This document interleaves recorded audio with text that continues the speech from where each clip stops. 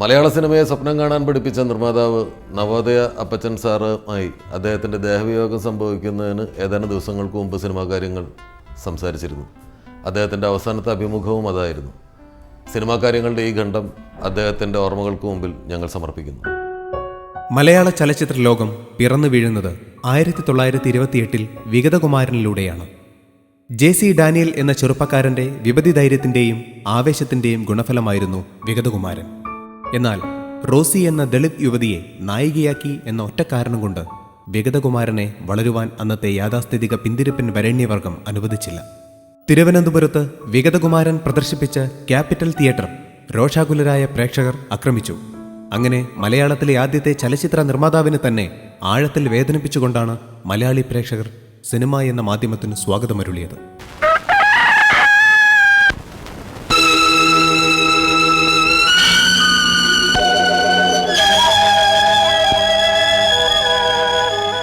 പിന്നീട് 1940കളുടെ അന്ത്യത്തിൽ സുപ്രധാന ബാനറുകളായ ഉദയ, മെറിലാൻഡ് തുടങ്ങിയവയുടെ രംഗപ്രവേശത്തോടെയാണ് ചലച്ചിത്ര നിർമ്മാണം ഇവിടെ വേരുറയ്ക്കുന്നത്. ചലച്ചിത്ര നിർമ്മാണത്തിന് പ്രധാനമായും വേണ്ടത് പ്രമേയബോധമാണ് എന്ന് പരിചയസമ്പന്നർ പറയുന്നു. ബഡ്ജറ്റിങ്ങിന് കറക്റ്റായിട്ടുള്ള ഒരു സ്ക്രിപ്റ്റ് വേണം. അപ്പോൾ കഥ, സ്ക്രിപ്റ്റ്, ലൊക്കേഷൻ ഇത് മുഴുവനും പൂർത്തീകരിച്ചു കഴിഞ്ഞാൽ ഫസ്റ്റ് ഓഫ് ഓൾ ഇതിൻ്റെ ഒരു ബഡ്ജറ്റിംഗ് ലെവലിലേക്ക് നീങ്ങണം. ഈ ബഡ്ജറ്റിംഗ് എന്ന് പറയുമ്പോഴത്തേക്കും നമ്മൾ സാധാരണ പറയുന്ന മാതിരി എത്ര ദിവസത്തെ ഷൂട്ടിംഗ് അത് മാത്രം പോരാ. എന്ന് വെച്ച് കഴിഞ്ഞാൽ എൻ്റെ അഭിപ്രായത്തിൽ അത് ഡേ ബൈ ഡേ, അതായത് എത്ര സീൻ നമ്മൾ ഷൂട്ട് ചെയ്യുന്നു എന്ന് വരെയുള്ള ഒരു തീരുമാനം കൊണ്ടുവന്നിട്ട് വേണം. അദ്ദേഹം കഥകൾ വായിക്കുന്നവനായിരിക്കണം, നോവലുകൾ വായിക്കുന്നവനായിരിക്കണം, സാമൂഹികമായിട്ടിറങ്ങുന്ന ആനുകാലികങ്ങളെല്ലാം സസൂക്ഷ്മം വാച്ച് ചെയ്യുന്ന ഒരാളായിരിക്കണം. അങ്ങനെ മാത്രമേ ഒരു നല്ല കഥ കണ്ടുപിടിക്കാൻ പറ്റൂ. അതാണ് ഒരു നിർമ്മാതാവിന് വേണ്ട ആദ്യത്തെ ഗുണങ്ങളാണ്. പിന്നെ ഒരു നല്ലൊരു പ്ലാനറായിരിക്കണം. കാര്യങ്ങൾ പ്ലാൻ ചെയ്യാനും എക്സിക്യൂട്ടീവ് കപ്പാസിറ്റി വേണം. അല്പസ്വല്പം ആജ്ഞാനുമായിട്ടുള്ള കാര്യങ്ങൾ ചെയ്ത് ഫലിപ്പിക്കാൻ, അത് പറഞ്ഞ് ചെയ്യിക്കാനുള്ളൊരു കഴിവ് വേണം. ഇത്രയൊക്കെ ഉണ്ടെങ്കിൽ മാത്രമേ ഒരു നല്ല നിർമ്മാതാവാകാൻ പറ്റുകയുള്ളൂ.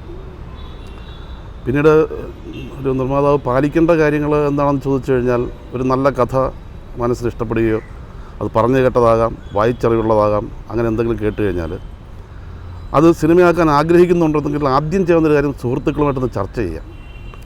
അടുത്ത സുഹൃത്തുക്കൾ, അതും ആ സുഹൃത്തുക്കൾ എന്ന് പറയുന്നതും അതുപോലെ തന്നെ കഴിവുള്ളവരും അതുപോലെ പിന്നെ വായിക്കുന്നവരും അങ്ങനെയുള്ള ആൾക്കാരായിരിക്കണം.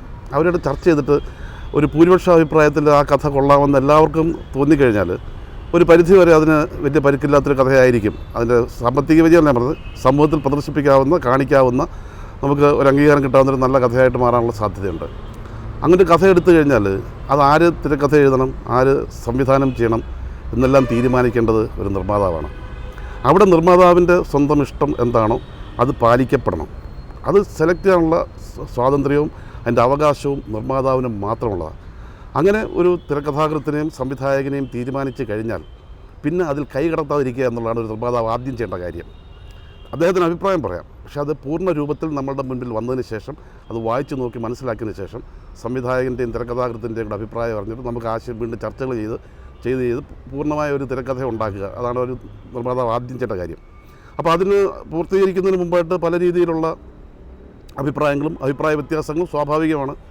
അത് വീണ്ടും അതിൽ വരികയും ചെയ്യാം, അത് വരണം. അങ്ങനെ ഒരുപാട് ചർച്ചകൾക്ക് ശേഷമായിരിക്കുമല്ലോ ഇങ്ങനെ രൂപം കൊള്ളുന്നത്. അങ്ങനെ രൂപം കൊള്ളുന്ന ഒരു തിരക്കഥയെ സിനിമയാക്കാനായിട്ട് സംവിധായകനെ സ്വാതന്ത്ര്യമായിട്ട് ഏൽപ്പിച്ച് കഴിയുമ്പോൾ അത് ആരൊക്കെ കാസ്റ്റ് ചെയ്യണം, ആരായിരിക്കണം ക്യാമറാമാൻ, ആരായിരിക്കണം കോസ്റ്റ്യൂമർ, ആരായിരിക്കണം അതിൻ്റെ ടെക്നിക്കൽ സൈഡ് എന്ന് പറഞ്ഞാൽ ക്യാമറാമാനെ, എഡിറ്റർ എന്നൊക്കെ പറയുന്നത് പൂർണ്ണമായിട്ടും സംവിധായകൻ്റെ പൂർണ്ണ സ്വാതന്ത്ര്യത്തിന് വിട്ടേ പറ്റുള്ളൂ.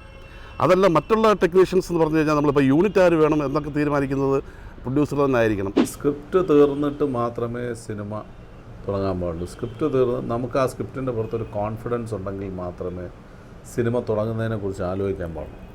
ഒരു സിനിമ ചെയ്യാൻ വേണ്ടിയിട്ട് ആൾക്കാർ വന്ന് സിനിമ ചെയ്യുന്നത്, അങ്ങനെയാണ് ഇവിടെ പ്രശ്നങ്ങളുണ്ടാകും.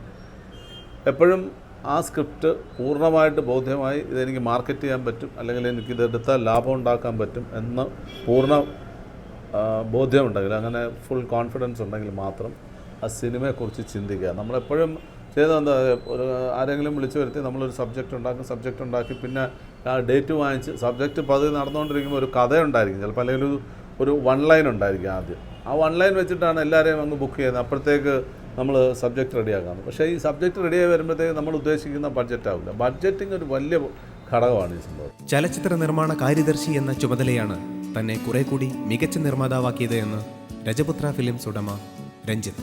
ഒരു നിർമ്മാതാവായിരുന്ന കാലഘട്ടത്തിൽ പോലും ഞാൻ സിനിമയുടെ എല്ലാ വിഭാഗത്തിലും എല്ലാത്തിനും ഒരു ഉത്സാഹത്തിന് വേണ്ടി കൂടെ നിൽക്കുമായിരുന്നു. അങ്ങനെ ഒരു സിനിമയുടെ ഒരു കാലഘട്ടത്തിൽ ഒരു വൻ പരാജയം ഏറ്റുവാങ്ങിയപ്പോൾ പെട്ടെന്ന് ഈ വലിയ ഭീകരമായ ഒരു കടത്തിൽ നിന്നും നമുക്ക് രക്ഷപ്പെടാൻ പറ്റാത്തൊരവസ്ഥയുണ്ട്. അതിൽ നമ്മുടെ കയ്യിലുള്ള എല്ലാ കാര്യങ്ങളും കഴിഞ്ഞാൽ പോലും ഒരിക്കലും നമ്മുടെ ജീവിതത്തിൽ തിരിച്ചു വരാൻ പറ്റാത്ത കാലഘട്ടത്തിൽ എനിക്ക് തോന്നി സിനിമയുടെ എല്ലാ വശങ്ങളും ഞാൻ അന്നത്തെ സമയത്ത് പഠിച്ചിട്ടുണ്ട്. എന്തുകൊണ്ട് ഇങ്ങനൊരു ജോലി ചെയ്തുകൂടാ? ആ ഒരു ജോലി ചെയ്യാൻ തീരുമാനിച്ച സ്ഥലത്തു നിന്ന് എൻ്റെ സക്സസ് പിന്നെയും തുടങ്ങുകയായിരുന്നു. കാരണം വെച്ചാൽ ഒരു നിർമ്മാതാവിൻ്റെ വേദനയും ഒരു നിർമ്മാതാവിൻ്റെ മനസ്സും എനിക്കുണ്ടായിരുന്നുകൊണ്ട് ഞാൻ അത്തരം ജോലികൾ ഏറ്റെടുത്തപ്പോൾ വേണമെന്ന് തീരുമാനിച്ച നിർമ്മാതാക്കൾക്കെല്ലാം അതൊരു വലിയ സഹായമായി ഉണ്ടായി. ആ സമയത്ത് ഓരോ സിനിമകളിലും ഞാനൊരു പഠന വിദ്യാർത്ഥി പോലെ തന്നെ ഞാൻ ഇത് അടുത്ത സിനിമയിൽ ഇങ്ങനെ ചെയ്താൽ കുറച്ചുകൂടെ നമുക്ക് വ്യത്യാസം വരുത്താം. ആ വ്യത്യാസങ്ങൾ പലതും ഉണ്ടാക്കി 2020 പോലുള്ള ഏറ്റവും വലിയ സിനിമകൾ പോലും ദിലീപിനെ പോലെയുള്ള ഒരു നിർമ്മാതാവ് ഏറ്റവും കൂടുതൽ എന്നോട് പറഞ്ഞിട്ടുണ്ട്. കാരണം അദ്ദേഹത്തിന് ഏറ്റവും കൂടുതൽ നന്ദി എന്നോടുണ്ടെന്ന് പലപ്പോഴും പറയാറുണ്ട്. കാരണം അങ്ങനെയുള്ള വലിയ പ്രോജക്റ്റുകൾ പോലും വളരെ നിഷ്പ്രയാസം ചെയ്യാനുണ്ടാക്കിയത് ഈ ഒരു പരിചയം തന്നെയാണ്.